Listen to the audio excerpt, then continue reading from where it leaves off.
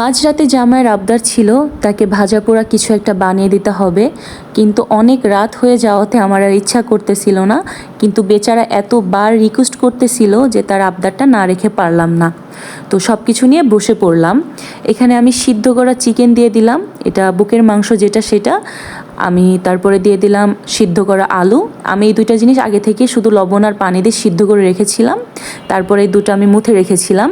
এরপরে দিয়ে দিলাম কিছু সামান্য পরিমাণ পেঁয়াজ কুচি, বেশ খানিকটাই দিয়েছি। এরপরে দিয়ে দিলাম কাঁচামরিচ কুচি, তারপরে দিয়ে দেবো স্বাদ মতো লবণ, তারপরে দিয়ে দিলাম গরম মশলার গুঁড়া, এটা আমার নিজের হাতে বানানো গরম মশলার গুঁড়াটা। আর দিলাম খানিকটা হলুদের গুঁড়া, জাস্ট একটু কালারের জন্য দিয়েছি। এরপরে দিলাম বেশ খানিকটা মরিচের গুঁড়া, এটা আপনার স্বাদ অনুযায়ী দিবেন। আমরা খুব বেশি ঝাল খেতে পছন্দ করি তাই একটু বেশি করে দিয়েছিলাম। এরপরে দিলাম হচ্ছে গোলমরিচের গুঁড়ো, তারপরে দিয়ে দিলাম ম্যাজিক মশলা, এটা দিলে একটু টেস্টটা ভালো আসে, এর জন্য ম্যাজিক মশলাটা দেওয়া। এরপরে দিয়ে দিলাম আদা রসুন পেস্ট, এটা একটু সামান্য দিলে চলবে। তারপরে দিয়ে দিলাম টেস্টিং সল্ট, এটা আমি জাস্ট একটু স্বাদের জন্য দিয়েছি, আপনি স্কিপ করলেও চলবে, না দিলেও চলবে। আর তারপরে দিয়ে দিলাম মেইন উপকরণ মজেরেলা চিজ, এটা কিন্তু সবথেকে এই রেসিপির মেইন উপকরণ। আমি এই মজেরেলা চিজটা দিয়েছি যাতে এটার ভিতরে একটা আঠালো আঠালো ভাব হয়, তার জন্য। এরপর আমি প্রত্যেকটা উপকরণ মুথে নিব। মুথে নেওয়ার পরে আমি এভাবে একটা লম্বা লম্বা শেপ করে নিব।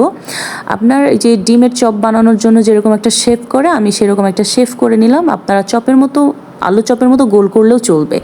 এরপরে নিয়ে নিলাম খানিকটা ব্রেডক্রাম্বস, তারপর একটা ডিম নিয়ে ডিম ফেটিয়ে তার মধ্যে সামান্য পরিমাণ লবণ এবং গোলমরিচের গুঁড়া দিয়েছিলাম। এরপরে আমি প্রত্যেকটা বানানো বলসগুলো আমি চুবাবো ডিমের মধ্যে। তারপরে চুবানোর পর আমি ব্রেডক্রাম্বসের মধ্যে এপিট ওপিট করে ভালো করে ব্রেডক্রাম্বসগুলোর গায়ের মধ্যে লাগাবো, একটু চেপে চেপে লাগাবো, যাতে আমি যখন ভাজবো তখন ওর ক্রিস্পি ভাবটা একটু ভালো করে থাকে। এর জন্য আমি চেপে চেপে লাগিয়েছি। এখানে আমার প্রত্যেকটা বানানো বলস হয়ে গেছে, দেখুন কি সুন্দর করে প্রত্যেকটা বানিয়ে ফেলেছি। এরপর একটা ফ্রাই প্যানে বেশ খানিকটা তেল দিয়েছিলাম, আর তেলটা আমার অবশ্যই গরম হয়ে গেছে।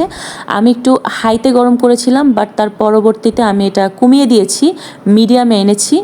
আর যদি মনে হয় যে আঁচটা আরেকটু বেশি, তাহলে আপনারা কমিয়ে নেবেন। আমি এখানে কমিয়ে ফেলেছি, কারণ আমার মনে হয়েছিল আঁচটা হয়তো বা বেশি হয়ে গেছে, আর নিচের পিঠটা পুড়ে গেলে অবশ্যই ক্রিস্পি ভাবটা থাকবে না, এর জন্য আঁচটা কমিয়ে দিবেন। আমি এখানে এক এক করে প্রত্যেকটা বলস আমি দিয়ে দিয়েছি। আর এরপরে আমার বলসগুলোর নিচ পিঠটা হয়ে গেছে, এর জন্য আমি এপিট উপিট করে উল্টে পাল্টে দিচ্ছি। আর যদি এপিট উপিট করে উল্টে পাল্টে না দিই তাহলে অবশ্যই কিন্তু পুড়ে যাবে।